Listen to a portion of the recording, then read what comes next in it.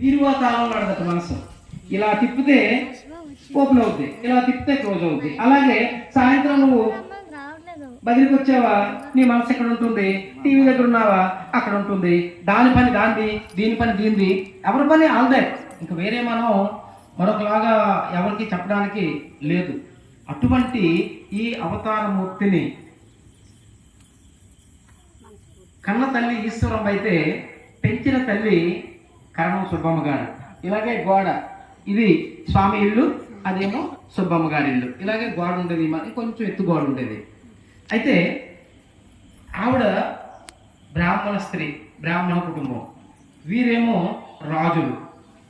ఆ బ్రాహ్మణ కుటుంబం వాళ్ళందరూ అనేవారు, రాజుల బిడ్డని నువ్వు సేకరిస్తావేంటమ్మా, వాళ్ళు రాజులు, వాళ్ళ అలవాట్లే వేరు, మనమేమో బ్రాహ్మణుని, మా మడి తడి అని.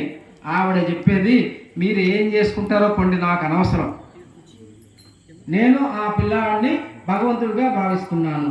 అక్కడి నుంచే గోరుముద్దలు పెట్టేది.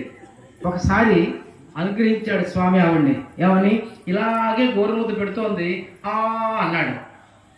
అక్కడ యశోదమ్మ అనగానే కనబడగానే ఆవిడ గాబరా పడిపోయింది. ఈవిడ గాబరా పడలేదు ఇవాళ, ఎందుకంటే మనందరికీ చెప్పాలి కదా. ఇలా ఎప్పుడైతే స్వామి విశ్వరూప దర్శనం చేయించాడో సత్యసాయి పరమాత్ముడు, ఇంకా 13 సంవత్సరాల లోపు వయసులో ఆ పెద్ద ఆవిడ పరిగెత్తుకొని, ఆ గోడ నుంచి పరిగెత్తుకొని ఇటు వచ్చేసి రమా కృష్ణ రమా కృష్ణ రమా కృష్ణ రమా కృష్ణ అనుకొని ఆ చిన్న పిల్లాడి కాలు మీద పడిపోయింది. వీళ్ళందరికీ అర్థం అవ్వలేదు, ఎందుకంటే వాళ్ళందరూ చూడలేదు. సుబ్బమ్మకి రోజు రోజు పిచ్చి పెరిగిపోతుంది అనుకున్నారు, అంతే. మరి అంతే కదా, భగవంతుడి పిచ్చి ఏంటంటే రోజు గుండెలు బాగా తీసుకుంటారు. అలాగా మాస్టర్ గారు మీకేం సరదాలు సంకటాలు ఉండవు అంటారు. భజనకి వెళ్తేనే సరదా,